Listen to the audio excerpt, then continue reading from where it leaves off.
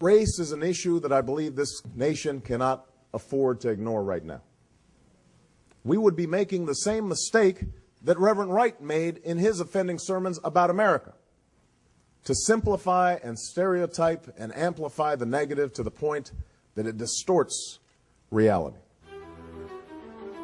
The fact is that the comments that have been made and the issues that have surfaced over the last few weeks reflect the complexities of race in this country that we've never really worked through.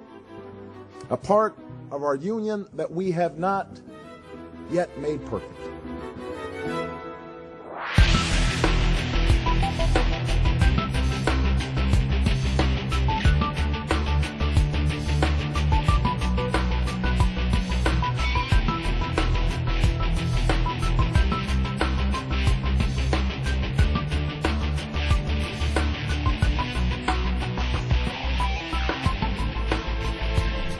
I agree with Senator Obama. It is time for America to have a conversation about race. I can't think of another issue facing our country that is more timely or more important today than the issue of racism. I also can't think of another issue that is more artificial, manufactured, and manipulated than this whole construct called racism. You see, I've grown suspicious of the term itself and of people who use it frequently.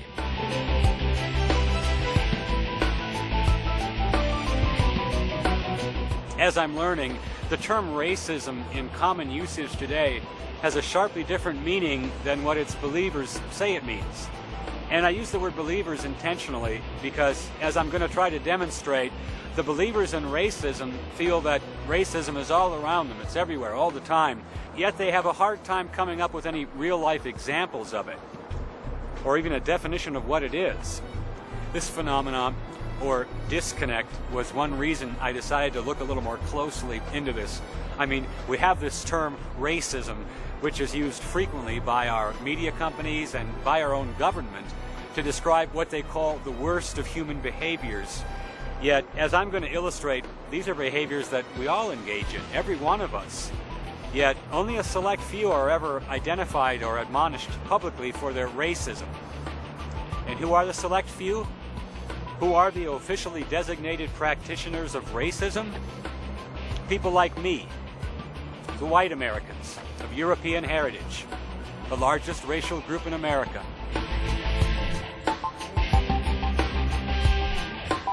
And this is what I'm going to demonstrate. This construct of racism is not an objective term. It has no concise definition. In fact, it's used too often as a tool of intimidation, like a hammer against Caucasian whites. And so for my demonstration, I'm simply going to interview some of racism's believers and look for inconsistencies. And finding believers is easy. I ran an ad in Craigslist for interview subjects under the heading of Ending Racism Now. We'll also stop at a busy street corner in downtown Denver and stop random passersby for their opinions on the subject. From there, I think we'll be able to determine what the conventional wisdom on racism really is, glaring contradictions and all. So those are my intentions. I'm not trying to make anyone look foolish, but the conventional wisdom on racism is so convoluted today that sometimes it's unavoidable.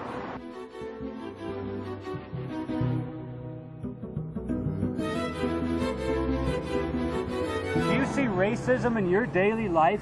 Every day. Every day? Every day. Do I see racism in my life? I see it every day. Every day. I see racism in my daily life almost every place. In my daily life. Do you see racism in your daily life? Yeah, a lot. A lot? Yes. It's still here. It's still here. It's still here. I see racism in my daily life pretty much typically every day, you know. You see it every day, like if you walk into a company and you're the only black person there, or you're the only Asian, or the only gay person, or the only Muslim person. It's not very diverse. Do I see racism in my daily life? I do.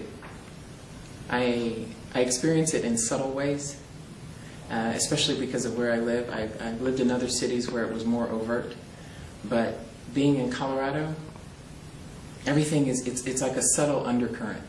I moved away from Denver when I was here before because I felt that Denver was racist, but then I found out all the cities are racist. Phase 1 complete. Racism is everywhere. Now I'll ask the other question. Can you tell me, in your opinion, what is racism? I can tell you what racism is not. To me, racism is when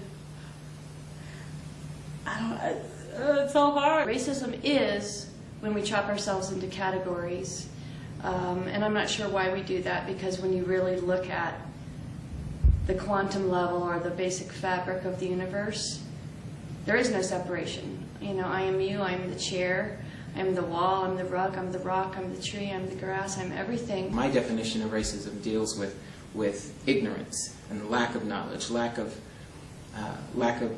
tolerance, and putting, it's as if saying, once we put a boundary, you and I can no longer communicate. Obama, I think that people might not vote for him because he's black, and I think that it's the same thing with like sexism, because people might not vote for Hillary because she's a woman. I see that as racism when you look at a person and because of what you've been taught and what you know from your family, what's been ingrained into your psyche, that's where your ideas of racism come from. It's the racial profiling. It's that we have so many people of color, men of color in particular, in prisons. It's the disparities in economic class between different races. The police harassing the homeless people and stuff like that, well, like that could be racism too, because we ain't making an income and stuff. But don't they have to be a different race from the police for it to be racism? No, it don't. Racism could be anything. Like I could be racist against him per se. He could be gay and I could be straight. That's still racism. So that's racism to you? Yeah.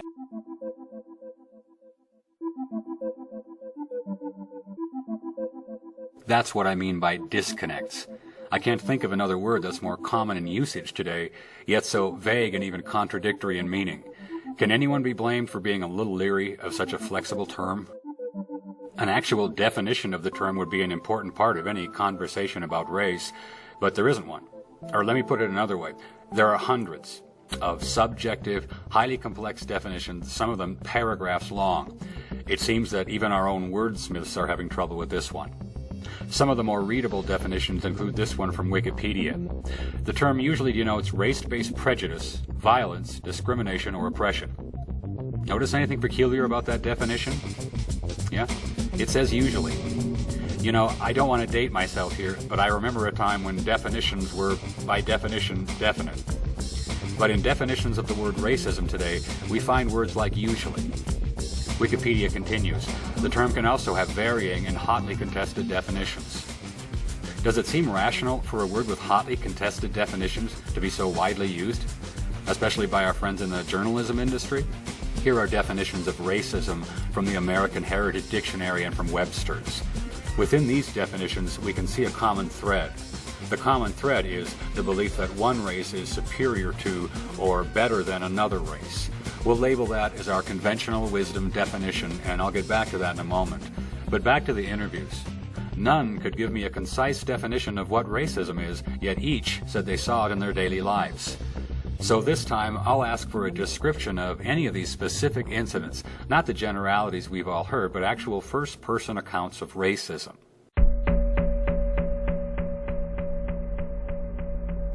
Ooh, example. Ooh, man. Example. Oh, I guess, I'll give you an example. I went to a local community college library to use a computer because I haven't gotten into an apartment yet. I'm returning to Denver. And I noticed that one of the guys that worked in the library, he's staring at me. He's pretending he's going to get coffee, but he's staring at me while I'm using the computer. So then when I leave, he and one of the other librarians, they say to me, well, goodbye now. Like, it gave me the impression they were saying, like, good riddance now. I take the light rail to school every day, and maybe a black person was being loud. And my automatic thought is to think, you know, black people, they're so loud, you know, or black people this or black people that.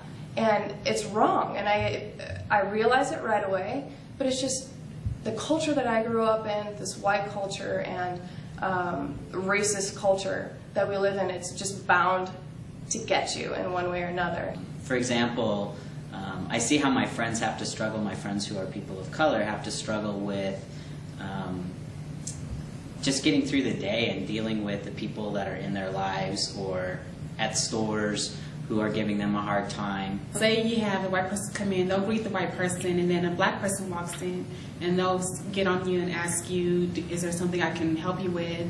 Can I find you something? Can I interest you in something? They'll pay more closer attention to the black person. Sometimes if I go in the store, I've seen women like snatch their purse from one side of their arm and put it on the other side and look at me with a tight face, you know, so it's kind of hilarious, you know, knowing the kind of person I am, but then to see that reaction from other people, and sometimes it hurts.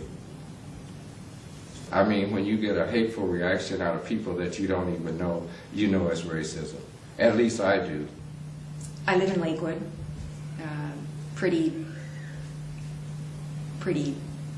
white, and so when I occasionally see black people walking down the street, I don't feel any fear, or certainly not. I don't think of that. I just think, oh, there goes a black person. I mean, it's just because it's odd, because it's unusual. So I think that's, in a way, a kind of racism. If I'm at work and I'm talking on the phone with someone, and I'm talking with a coworker who is not black or whatever, they say, "Oh yes, sister, I understand what you're saying." And it's like, why would you? Are you saying that to me because I'm black? Would you say that if you was talking to like an Asian person? One example is there are more people.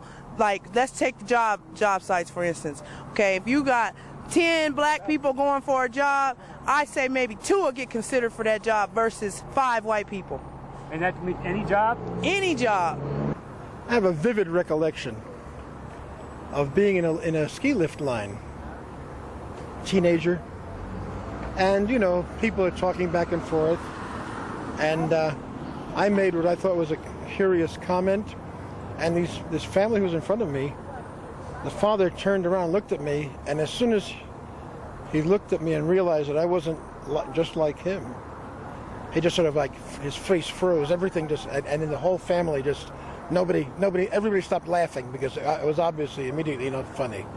Sure, when I was a child, I came up to a water fountain, and the teacher, I put my lips to the water fountain, and the teacher said, "Lane, don't do that. Black people do that." So there I am, I'm a young lieutenant in the Army, and I just got through digging a foxhole with a black lieutenant. And we just dug really deep, and it's hot, and we're sweating, and we're tired. And I take my canteen, and I open it, and I take a drink. He takes his canteen out, and it's empty.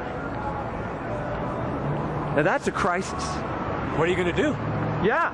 And you look at this individual next to you, who's now your comrade at arms, and is going to fight and bleed for your country with you, and you got the same blisters, but he's completely different. And you look at him, and he's got much larger lips, and there's a message in your head that says his lips are dirty because he might have sucked on a water fountain. What the shit is that? And you look at him and you make a decision. Right then and there you say, is he my brother in arms or is he black? Which decision did you make? I handed him my canteen, and he knew because he was from South Carolina, and he looked at me and he said, "You want me to use the canteen cup?" Because he knows. And I said, "No, you're my comrade in arms." And he drank, and he licked his lips before he drank because his lips were dry. And he handed it back to me, and he watched me. And I looked at him, and I drank. And you swapped spit with him? In essence, we swapped spit. I mean, what are you going to do? You share a canteen, and I swap and spit. And at that moment, I realized how much racism was in there. Insidious. Well, I am from the South, and every now and then my accent will come out a little bit. And people tell you look a little bit like Bill Clinton. Mostly black. Really?